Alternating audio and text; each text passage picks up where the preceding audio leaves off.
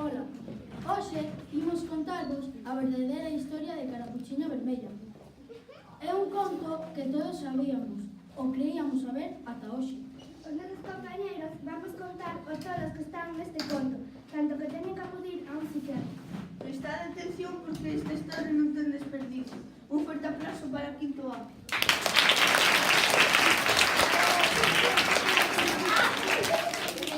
Benvidos a todos e a todas ao Psiquiátrico dos Contos. Aquí intentamos insertar na sociedade a todas aquelas personaxes dos contos que teñen algún que outro desequilibrio. Vos ir presentando as personaxes do conto de Carapuchiña Vermella. Cada un está aquí por diferentes motivos. Empezamos pola nosa protagonista, Carapuchiña. Non, eu son Rosa. Sí, ese é o meu verdadeiro nome. Eu sempre fui unha nena moi feliz. Pasaba polo bosque, apañando flores, cantaba, ata que pasei ao instituto. Ali comecei a sufrir bullying. Todo o mundo me chamaba Carapuchiña Vermella. Carapuchiña por ali, Carapuchiña por alá. Non me gusta nada ese nome. Xa sei que sempre levo esta cazadora. Pero acaso iso é un motivo suficiente de chamarme a todas horas Carapuchiña Vermella? Non me vou recuperar na vida! Outro dos meus pacientes é o señor Lobo.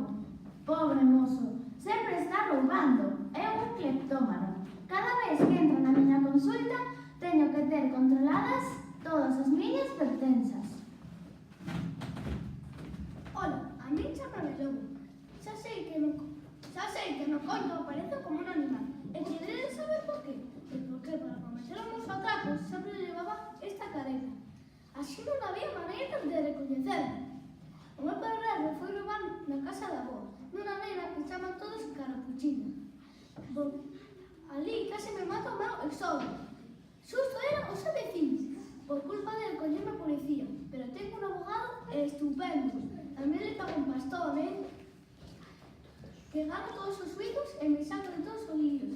E cando de ir ao cárcel, tengo que estar coa psiquiatra esta, que non ten nada que lle pode robar. Espero que non me falte nada por aquí. A ver... Non, parece que está todo. A seguinte que vai vir a miña consulta é a nai de Carapuchiña. Hola a todos, eu son a nai de Rosiña, ou como lle chaman todos, Carapuchiña. Que por que acudo aquí? Pois unha longa historia.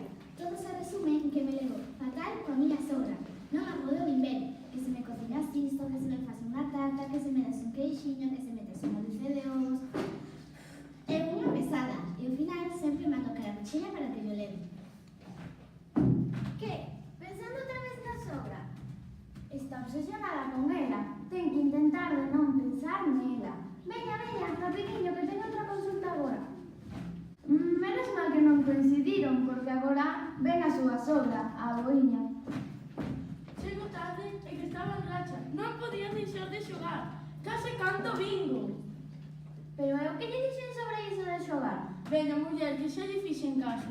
Xa non aposto os cabalos, xa non xogas cartas, e apenas esboto uns sobrinhos de nada tragaperras. Muller, non me saque o bingo.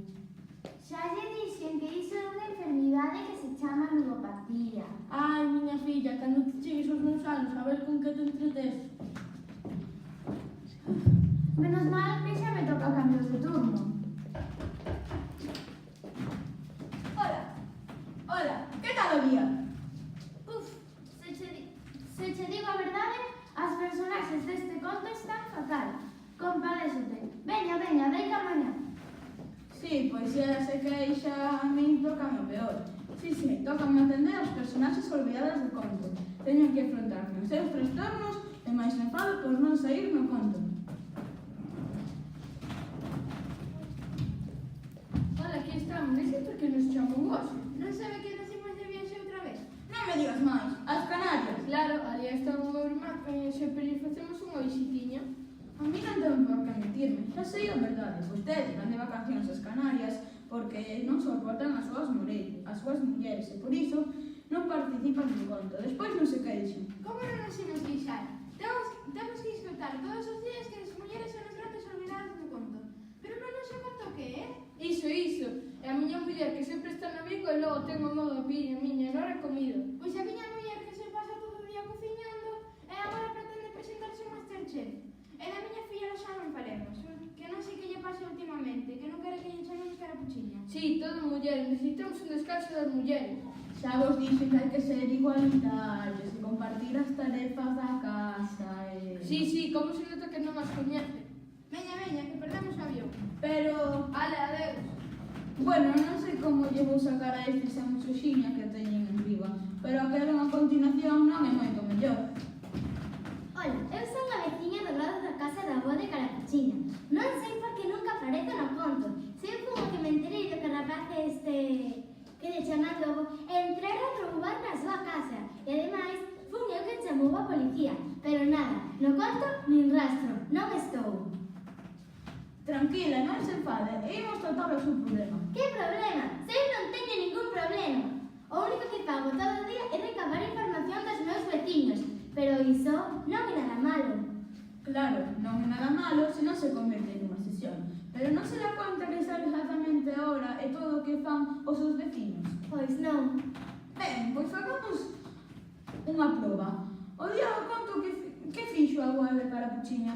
Vendo a do pón. Eu entonces 11 da mañá, claro, como a noite pasada acostarase tarde porque viñera domingo ás 2, despois despedise na porta do seu marido que creo que ia escanar e salir de un irmán que está medio pachucho. Despois almorzou a tarde de mazá que sempre trae Carapuchiña vermelha que lla fai a súa nora. Vaya sorte que ten. Logo sentí uns ruidos extraños e vin como entraba a este que lle chaman lobo. E os 5 minutiños ben pasados entrou Carapuchiña e saiu o meu home, que é cazador, para ver se podía deter a... Pero que lle estou dicindo? Bueno, trouxe a súa filla. Sí, está aquí, na sala de espera. E como está? Mellorou? Que va? Dime tola. Desde que deixou o desgraciado ese do lobo, está destrozada. Xa non o soporto máis. Xa sabe vostede que nunca me gustou ese mozo para a miña filliña. Era un preguiteiro, non facía nada. Pero o amor non entende desas cousas. Soledade, ven! Uá, a miña vida non vale nada. Eu sigo pensando no lobo, que é o meu amor. Esta primeira vez que o vi, soupe que era a miña media naranja. Non podo vivir sin él. Tranquila. Xa te dixen que tens que deixar de pensar nel, senón nunca se curará a depresión. Pero eu non podo, o amo. Ah. Quen está facendo mal a miña filla? Volverse desgraciado? Iba a querer devolver? Tranquilo, deixa, Alma. Xa te dixen que os teus instintos asesinos non son normais. Pena que se me escapase ese mal nacido. Eu que sempre estou preparado e xusto ese día, cando vin sair de casa da boiña coas presas, en vez de meter balas, metí dardos tranquilizantes. Ah! Pero a próxima vez non se me escapa! Pero que desastre, non avanzou nada coa terapia. Meses tirados á basura. Pero non, papá, pero non podes matalo, é o meu amor. Veña, que le damos mañá a mesma hora.